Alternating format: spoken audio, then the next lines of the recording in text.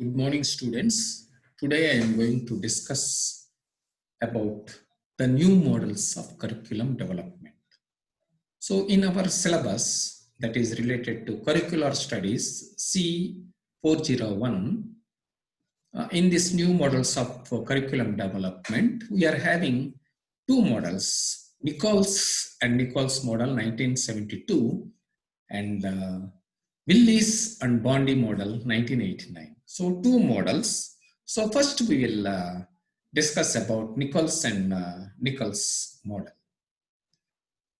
Andre Nichols and Howard Nichols, 1972. They wrote a book named Developing Curriculum, a Practical Guide in 1978. They wrote other books also, but the main features of this model, Nichols and Nichols model, is it is a cyclical approach because it is a circular approach. So in the next slide, we'll go in detail what are the steps. They made 5 steps. According to that, they made a cyclical approach. And the second important feature is it is a map for particular teaching and learning process. So it shows a path for teaching and learning process because classroom instruction is consisting of the teaching and learning. So it shows a path. Then the next feature is it is a logical sequential model because it is based on the logic, reasoning. It mainly focuses on reasoning, and it is a sequential, step-by-step procedure in a systematic order procedure. Then the next feature is the elements of curriculum interdependent in this model because we are dealing with this curriculum development model. So curriculum elements plays a very important role and it is interdependent in this model. Then the steps related to this model are 5 steps. First one is situational analysis.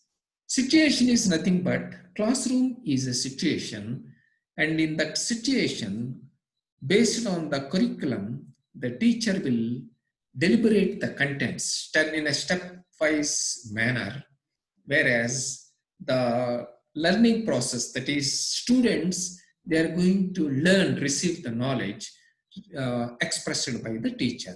So in that situational analysis, the total structure, that is what is going on in the classroom situation from starting to ending in a stepwise step. So it should be analyzed.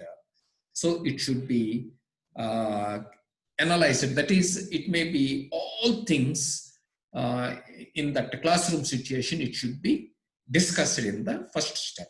That is the situational analysis. Then the second step is the formation of objectives, because in earlier models also they constructed their models based on the objectives, because in our educational setup we are having the objectives, that is educational objectives like knowledge, understanding, application and skill. So whether those objectives are formulation, whether they are formed or not, that is also. So how much content that is allotted for this understanding, and how much content it is going to allot for this knowledge, for skill and application. So all these things that should be discussed in this second step. Then the third step is selection and organization of the content, because while we are teaching, some particular steps we are going to teach, whether it is the steps or the content, is it selected, is it suitable for that particular group, and is it systematically organized. So in that third step, while they are framing the curriculum development, they will see this third step. Then the fourth step is selection and organization of method, because selection of the content is one aspect, and the selection of method is another aspect, because we are having so many methods, whether that content it is suitable to express with the discussion method, whether the content is suitable for experimental method, whether the content is suitable for demonstration method. Likewise, they have to organize the selection of the particular method. Then the last step is evaluation. At the end of the total procedure, they have to evaluate whether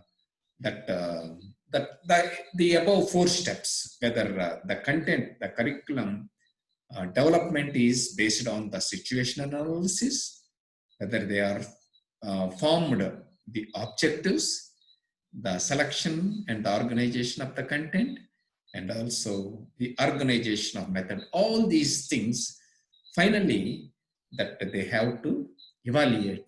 So these 5 steps, it is a circular, because of this, it is a cyclic process. So these 5 steps will be included in this model, Nichols model.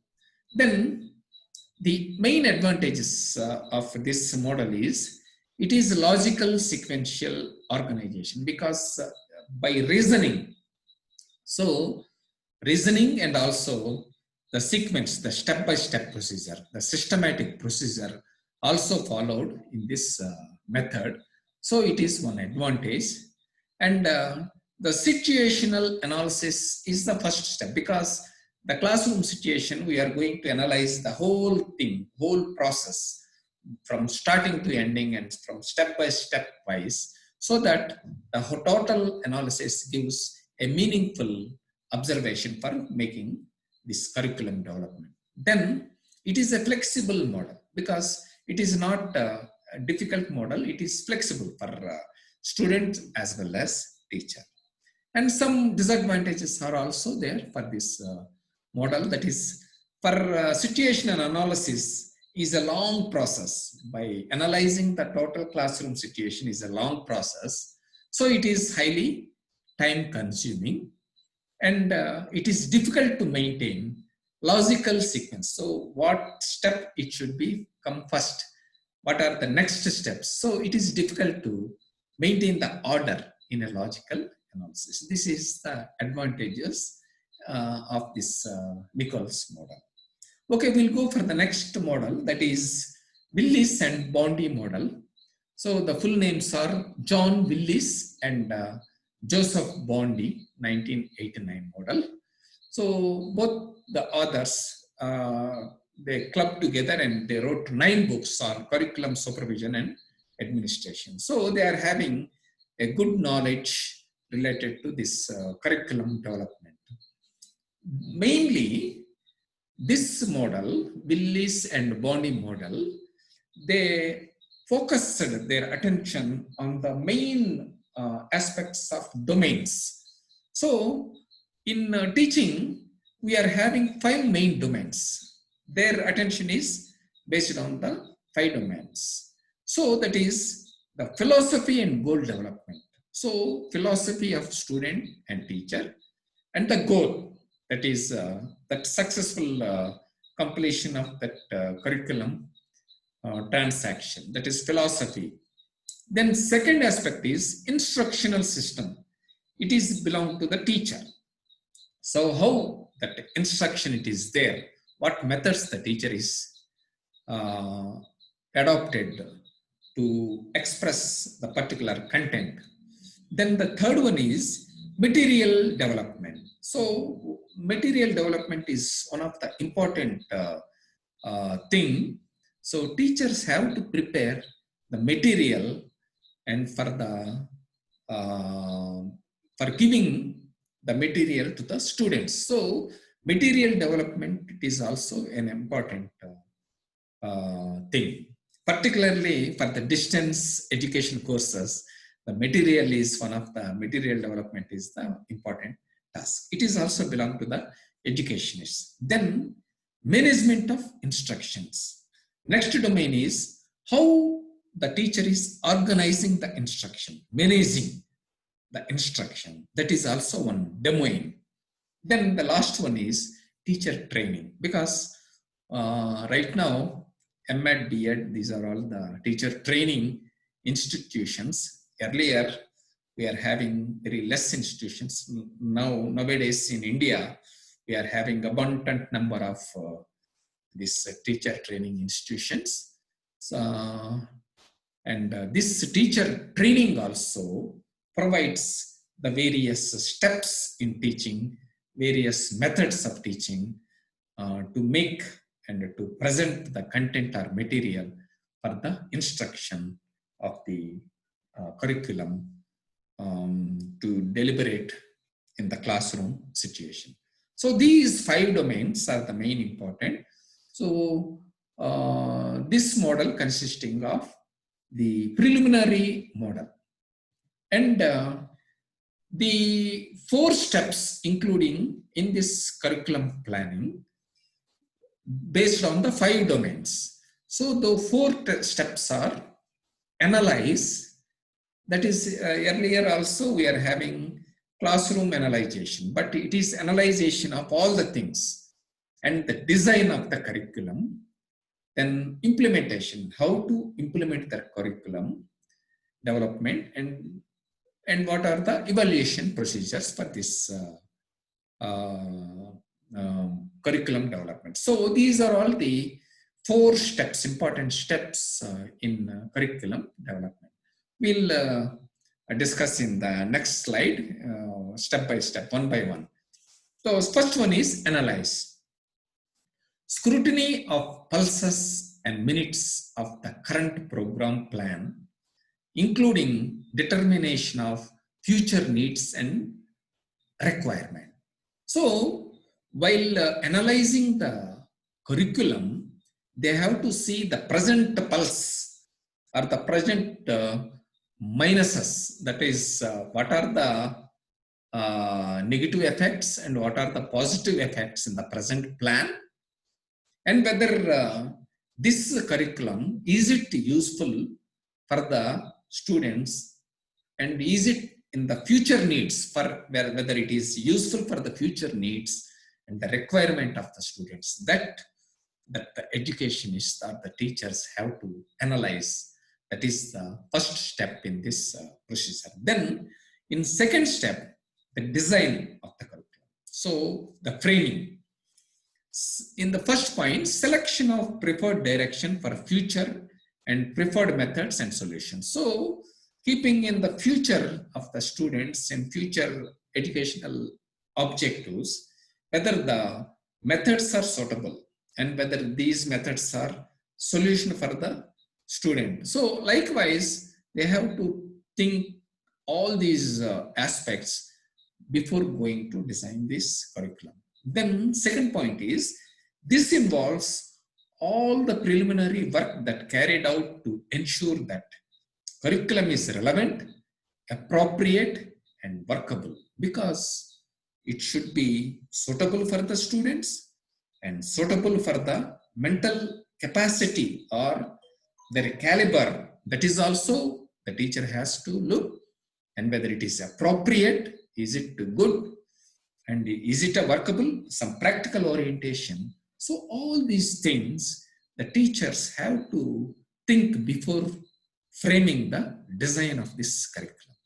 Then the third point is, in this stage, curriculum development involves planning, construction, and the logical step-by-step procedures used to produce written documents as well as print and non-print resource materials, because the curriculum development also the construction in a step-by-step along with the written documents. That means they have to frame the written documents for print and non-print resource material, because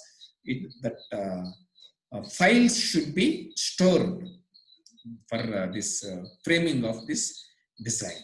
It should be done preliminarily by the teacher. So that is the second step, that is the design of the curriculum development. Then the third step is implementation of curriculum development. So in this development of action plans to facilitate innate of the program plan. So the action plan should be implemented or developed in this curriculum. So that is the practical orientation.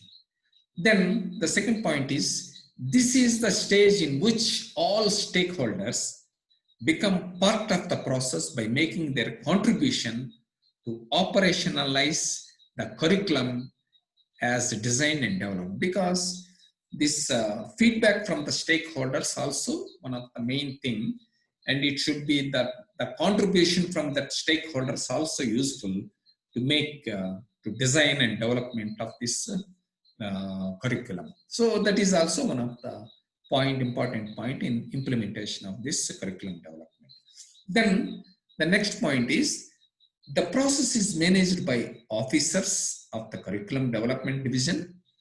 It requires interaction between officers of the group. This means officers are nothing but the teacher educators or the educationists or the philosophers. They have to interact among themselves for the implementation of the content related to this particular curriculum development. So the good interaction among the group also make a good framing of the curriculum development. Then the last step in this model is evaluation. Curriculum evaluation is clearly a process by which we attempt to gauge the value and effectiveness of any piece of educational activity, which could be a rational project or a piece of work undertaken by or with pupils. Because this evaluation procedure, it should be taken from the feedback mainly from the students, pupils, because students are the real receivers of this content. So that we have to take the feedback, what difficulty level it is there, whether it is suitable and is it appropriate. So likewise, all the things the teacher or the teacher educators and the educationists have to discuss with the pupil, and they have to take the feedback. That's for the evaluation procedure. Then at this stage, officers engage in analyzing data collected on the field to determine the effectiveness of the curriculum design and its implementation as they relate to the child. Because officers, before going to implement, they have to collect the total data and determine the effectiveness of that curriculum. So whether it is good or whether it is satisfied, then first of all, the officers have to satisfy themselves based on the feedback given by the children or the pupil. Then they have to consider that curriculum development. So fourth step, it is evaluation, is the mainly feedback from the pupils and children.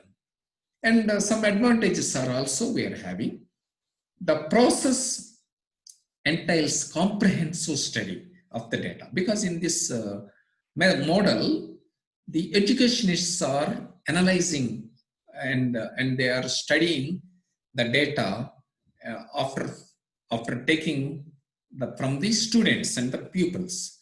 So it gives the root cause for the implementation of this curriculum development. So the process entails comprehensive study of the data with the view of identifying possible deficiencies and root causes that can be lead to collective action. So what are the possible deficiencies also they will discuss, and based on those difficulties, they rectify those difficulties and they implement that curriculum development. So that is one of the advantage for this model. Then it is the findings from this exercise that directly influence the final stage of review, because of these exercises done by the teachers and educationists and their interactions among the officers, all these things, they will provide a good review for the final stage, that is the final construction of this curriculum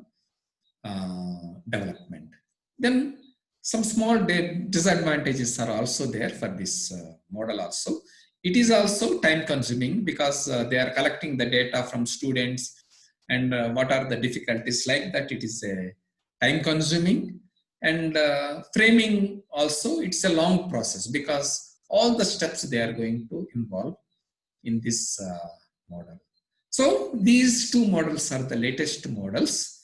So the first model is Nichols and Nichols model, and the second model is Willis and Bondi model. So thank you, students. Thank you.